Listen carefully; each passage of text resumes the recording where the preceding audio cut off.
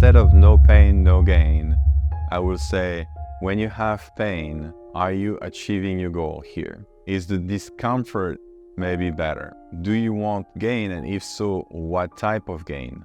So there are also different level of intensity for different athletes, or different trouble or different burdens that overwhelm us in life. And sometimes some people are at a high level or at a low level of intensity.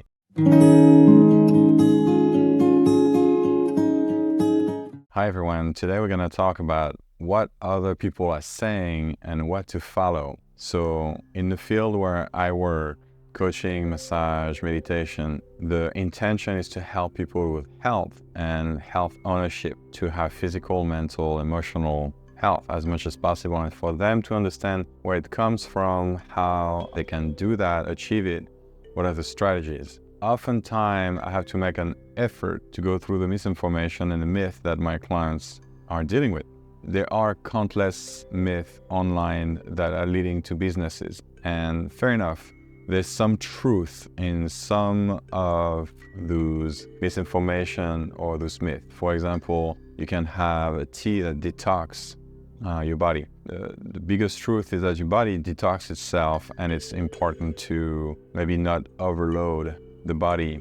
So if you have a healthier diet and drink tea, it might help. But knowing that your body in itself is doing its job to detox through the lymphatic system or through the whole system is actually very useful information. But one that is really a big one is no pain, no gain. Still to this day, no pain, no gain is a mantra that people are yelling in the gym or screaming at themselves inside their head. And I'm gonna break it down a bit with you today so that you understand the pros and cons about that mantra and how you can shift it a little bit, think about it a little bit, so that we can take that pattern of thinking, that mindset, and change that pattern of thinking into a healthier mindset. The no pain, no gain could be very much broken down into the idea of an effort. And when you have an effort, do you need pain or discomfort? If you simplify it with those two terms, pain and discomfort, it's very clear that you still are challenged, you still are in an effort, but you don't necessarily need to go into a pain cycle to have actually a fruitful effort. You don't necessarily have gain by getting into the pain. Let me break it down a little bit. The best way to look at it is through some critical thinking. So I got my list here, I'm gonna read it, and it's gonna start like that. So when you have a problem is that, is pain equal to gain? Do I have a gain by having pain? So you're gonna start with a question. Why do I need to do that? How do we know that this is the correct way to go, right? So that's the base. You start with a question, is really no pain, no gain?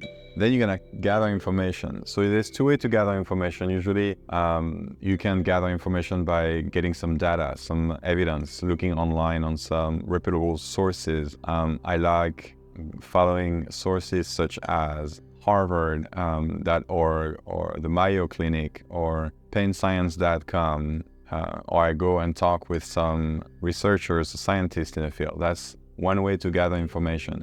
It's kind of academic and it's hit or miss, because you might think the sources you know is enough, but you might need to actually check different sources, check the difference, maybe what time that information came out. Is that from 1980s? Is it still good? So there's a lot of work. It's really like going to school all over again, but it actually is a detailed scientific data analysis. The other way you can do that is through experience. Through experience, you can recall a time where a friend of yours or you tried to put an effort, and if you got hurt or not. So it's recall. And that's good also. You can think, oh, you know what? I remember I pushed really hard and I got hurt. And I didn't have gain. I had like 2 months of recovery. That wasn't gain. The third space after you recall that information is to analyze. So you break down complex ideas into their basic parts. So in that example, you're gonna, once you recall the moments where you had that intense exercise, you're gonna remember, oh, I had a knee injury. And that's how you analyze the information. If you were to do that with the sources, the evidence, you'll do that a bit differently. You'll cross-reference. That's analyzing the information you have. Is the Harvard.org says the same information as the Mayo Clinic? Are there a lot of scientists that disagree or agree with this? That's analyzing it. Then you're gonna evaluate. So the fourth step is to determine the credibility and relevance of the information. And for you, from experience, you can say like, well, pain, that's how you evaluate. Pain isn't required for gain. I hurt my knee, it wasn't gain, so I'm gonna evaluate that as no, it doesn't work together. The fifth step is to infer. When you infer, you draw logical conclusion based on the analyzed data.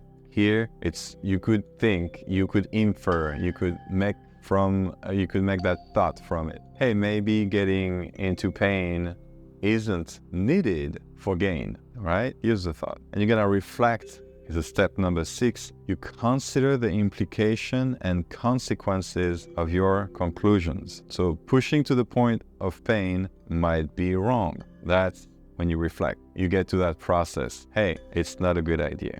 And then you're gonna act upon it. That's the last one. You make an informed decision or judgment based on your analysis. Here, you're gonna try to do maybe instead of no pain, no gain, I'm gonna go into consistent, considerate exercise that helps the body. So if I sum it up, it's asking the right question, assessing the evidence, and making thoughtful decisions. So I'm gonna give you an example to bring it home. I've worked with countless people who had pain, oftentimes physical pain, but not just physical pain, some emotional pain, some psychological pain, where they were overwhelmed or burdened. Oftentimes it was because they went into the wall and they had that visual that this going into the wall will eventually break through the wall. And so they kept on hitting the wall thinking, yes, that's the way through, correct? And we had to assess. We had to every single time ask that process, all those questions that I just gave you. Question, gather information, analyze, evaluate, infer, reflect, and act. Most of the time, when they come to the conclusion with me, they realize that they've done the wrong thing and they reassess and they change. That's how you change your mindset. That's how you repattern the way you think about it. That's how you take an old story and realize that it's not as useful anymore, and then turn it into a new story that might not be comfortable because you don't know it. You might not know how to get there from that new story, but oftentimes with the reasoning, with the steps, you realize that it could make more sense. So instead of no pain, no gain, I will say, when you have pain, are you achieving your goal here? Is the discomfort maybe better? Do you want gain? And if so, what type of gain? So there are also different level of intensity for different athletes, or different trouble or different burdens that overwhelm us in life. And sometimes some people are at a high level or at a low level of intensity. And you have to take in consideration that aspect as well. If a high-level athlete has a national competition in a week and they're recovering from an injury, and maybe that's that competition that will take them to the next level. National recognition is actually kind of a big deal for an athlete that competes. Should I take some risks? And if so, which ones? Even at that level, I will say though, and I had the privilege to work with some high-level athletes, even at that level, they have to take in consideration the career after, and they'll push from a different intention. So they might succeed, they might become national champion, and they might keep their career by changing the intention. High-level athletes can change that very quickly because there's years and decades of hard work behind that. Most of us, we can also, to some extent, shift our intention, shift our mindset when we know what we contend with. So if I sum it up here, be careful with the misinformation and myth you hear online. There's a lot of hype, there's a lot of wrong, there's a lot of gray areas, and you have to ask yourself, is it worth it? Is it only the information I'm gonna follow? Is it working for me? Am I reaching my goals? my physical goals? Am I evolving with my emotions? Am I overcoming my mental burden? If you're not, reassess. That's very important to do that. You can go through the whole critical thinking part, but here, reassess is a general rule of let's look at that problem once more. If you're not achieving your results, if it's getting worse, you have to change something, right? So that's it for today. I hope this was useful. Try to listen to it maybe one more time and do the work yourself. Ask yourself your specific question and see how you can overcome that to get a new result, maybe to look at it differently. And I'm talking to you soon. And remember, when I share this is as I know, as far as I know, as of today. Always got to leave some room for maybe I will learn something else that will change the information. Have a great day.